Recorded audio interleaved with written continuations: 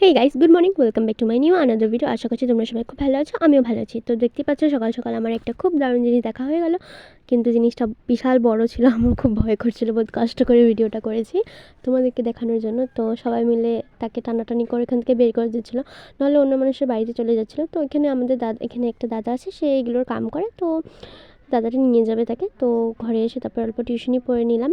তো তারপর কিছু খেয়ে নিলাম, খিদা পেয়েছিল, এমনি সকাল থেকে কিছু খাইনি।